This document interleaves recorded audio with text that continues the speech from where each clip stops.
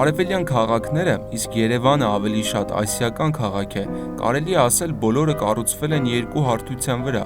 Մեկ հարթությունը կազմում են փողոցները, մյուսը տափակ կտուրները, որոնք բոլորը գտնվում են միևնույն մակարդակի վրա։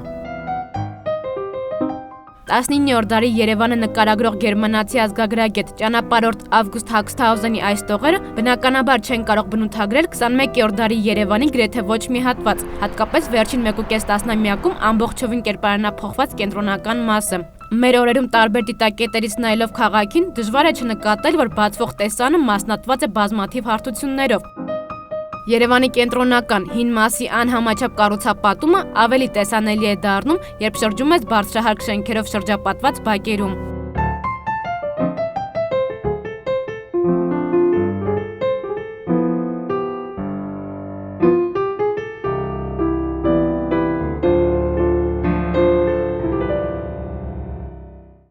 Երևանի շենքերի դալաններից մտնելով բակեր հաճախ կարելի է հայտնաբերել յուրահատուկ ճարտարապետությամբ ու կոլորիտով կառույցներ, որոնք գրեթե կապ չունեն մյուս կողմում գտնվող շինությունների հետ։ Այս կառույցները փոխանցում են Երևանում քաղաքաշինության զարգացման փուլերն ու ժամանակի ճարտարապետության շունչը։ Այս բակերում կատարվողը լավագույնս է ներկայացնում անհամաչափ ու խառը կառուցապատման զարգացման պատմությունը։ Այս բակերում այլ քաղաք է ապրում։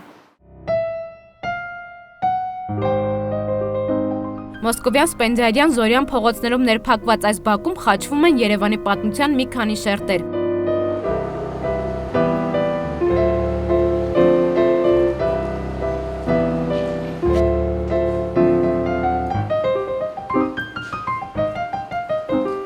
Այստեղ պահպանվել են դեռևս 19-րդ դարում կառուցված շինություններ, որոնք 4 կողմից պարփակված են խորհրդային ժամանակաշրջանում կառուցված շենքերով։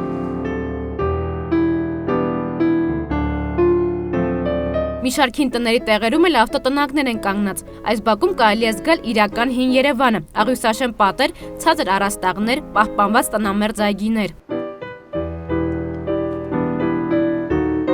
Տներից մեկի բնակիչը պատմում է իր ամուսնու մոր հիշողությունները։ Ասում է, իրենց տունը կառուցվել է 20-րդ դարի սկզբին, եւ նրանք ականատես են եղել քաղաքի կերպարանափոխմանը։ Այստեղ գետ էր գնում, ասում, այս իրանց բաղերն ա եղել։ Կոմունիստների ժամանակ վերցրել են կոմունիստները իրանց ձեռքից ու այս շենքերը սկսել են կառուցել։ Այս տները որ եղել է այն ժամանակ այսենց մինչև վերջ, այ մինչև ընդեղ այսենց սեփական տներ են եղել։ Այ մինչև են վերջը։ Հետո քանդեցին ավտոտնակներ, հետո այս սիրուն գեղեցիկ լավ բազալտի շենքը կառուցեցին։ Պես դուք մնացիք մեջտեղում այս։ Մենք հա, մենք մնացինք այսպես։ Այսպես էլ մնացինք, ինչ արած։ Բարձրահարկերի միջև ծվարած այս կառույցները կարծես վերջին մոհիկաններ են։ Կենտրոնական փողոցներով քայլելիս դժվար է պատկերացնել, որ դալանից այն կողմ մեկ այլ Երևան կա։ Այս բակերից վերև նայելով կարելի է տեսնել այն բոլոր շենքերը, որոնք ժամանակին երկու հարթությունից բաղկացած Երևանը դարձրել են բազմաթիվ հարթությունների բաժանված քաղաք։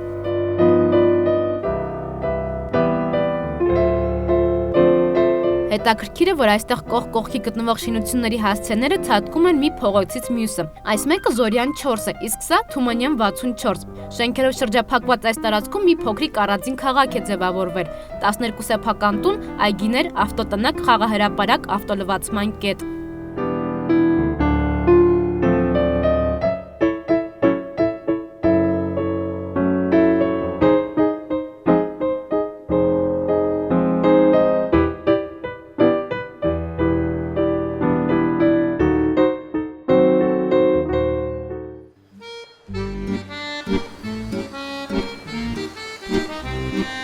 Հանրապետության հրապարակից ընդամենը մի քանի 100 մետր հեռավորության վրա գտնվող այս բակը մեկ այլ հետաքրքիր անկյուն է։ Տիգրան Մեծ, Ադամյան, Մկրտչյան փողոցներով ներփակված այս բակում նույնպես կողք կողքի շարունակում են գոյություն ունենալ 19-րդ, 20-րդ եւ 21-րդ դարի շինություններ ու կրկին անկանոն։ Այս կառույցը հին Երևանին բնորոշ փայտե պատշգամբ ունեցող պահպանված եզակի տներից մեկն է։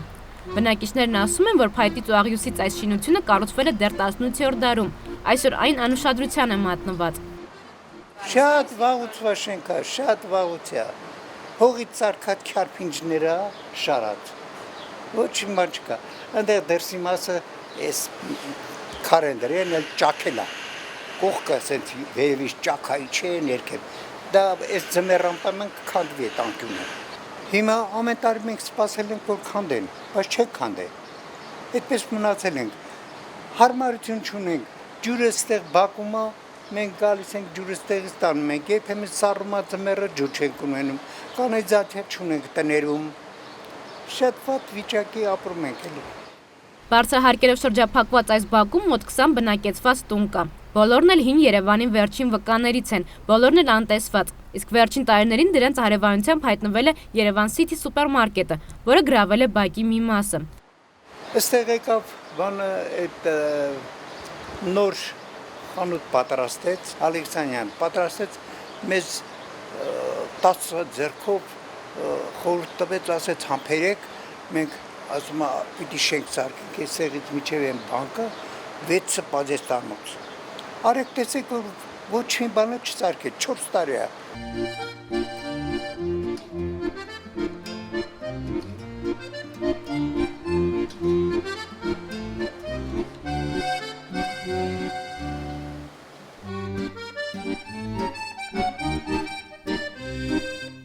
Եթե խորհրդային շրջանում նոր շենքերը կառուցվում էին հների շուրջը, ապա վերջին տարիներին նորակառույցները իրենց տեղը գտնում են հենց բակերի կենտրոնում։ Փարպեցի, Պուշկին, Մաշտոց եւ Թումանյան փողոցներով ներփակված բակում ցածրահարկ հին շենքերի, ավտոտնակների եւ գրեթե նույն բարձրությունն ունեցող այլ կառույցների կողքին վերջին մի քանի տարիներին հայտնվել է 2 բարձրահարկ։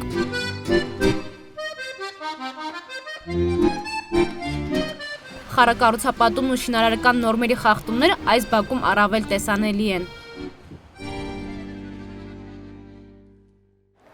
Շենքերի մեջ, բակի մեջ, երեխաների խաղահրապարակների ու կանաչ տարածքների փոխարեն վերբարձրացող քարե շինություններ ու անկանոն կառուցապատում։